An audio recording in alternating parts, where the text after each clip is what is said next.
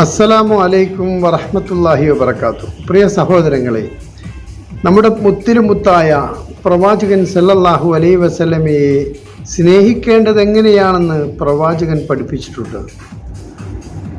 ഖുൽ ഇൻ കുൻതും തുഹിബ്ബൂനല്ലാഹ ഫത്തബിഊനി യുഹ്ബിബുക്കുമുല്ലാഹ്. പറയുക പ്രവാചകരെ, നിങ്ങൾ അല്ലാഹുവെ സ്നേഹിക്കുന്നുണ്ടെങ്കിൽ നിങ്ങൾ എന്നെ സ്നേഹിക്കുക, എന്നെ പിൻപറ്റുക.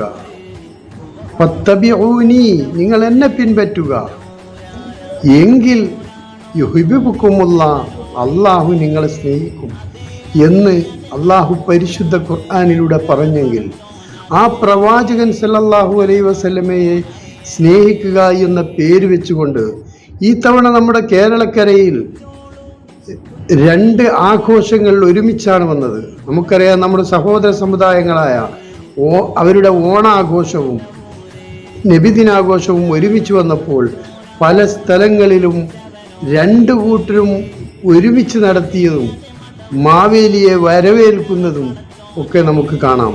ഇത് റിയൽ കേരള സ്റ്റോറിയാണ് എന്നാണ് റിപ്പോർട്ടർ ചാനലിന്റെ ആളുകൾ പറയുന്നത്. നിങ്ങൾ ആ രംഗം ഒന്ന് കാണുക.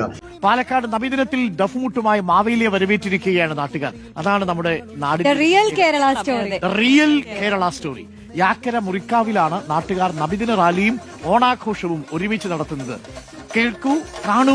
ഇക്ബാൽ അറക്കൽ ഉണ്ട് നമുക്കൊപ്പം. The real Kerala story. Iqbal, ആ കാഴ്ച മനോഹരമാണ്.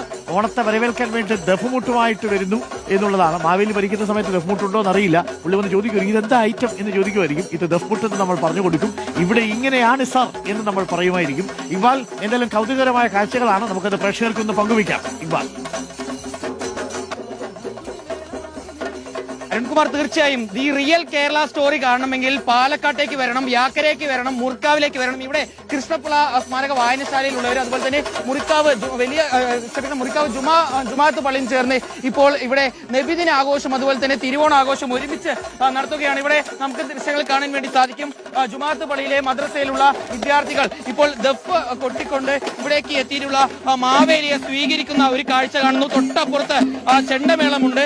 അങ്ങനെ തിരുവോണവും നബിദിനവും ഒരുമിച്ചെത്തിയാൽ അത് എങ്ങനെ ഒരു നാട് കൈകാര്യം ചെയ്യണം, അത് എങ്ങനെ ഒരു നാട് ആഘോഷിക്കണമെന്നത് പാലക്കാട്ടേക്ക് എത്തിയാൽ, യാക്കരയ്ക്ക് എത്തിയാൽ മുറിക്കാവിലെ ജനങ്ങൾ കേരളത്തിന് മുന്നിൽ, ലോകത്തിന് മുന്നിൽ തന്നെ ഒരു മാതൃക തീർക്കുകയാണ്. ഇവിടെ മാവേലി എത്തിയിട്ടുണ്ട്. അതുപോലെ തന്നെ ഈ പള്ളിയിലെ ഉസ്താദ് ഉൾപ്പെടെയുള്ളവരുണ്ട്. മാവേലി, എന്തായാലും നബിദിനാഘോഷം കൂടിയും ആഘോഷിച്ച് മടങ്ങാല്. തീർച്ചയായിട്ടും അടിച്ചുപൊളിച്ചിട്ട് പോകണം. കാരണം ഇതുപോലെ കാഴ്ച ഇതിനു മുമ്പ് ഞാൻ കണ്ടിട്ടില്ല. അത്ര ആഹ്ലാദകരമായി, സന്തോഷകരമായി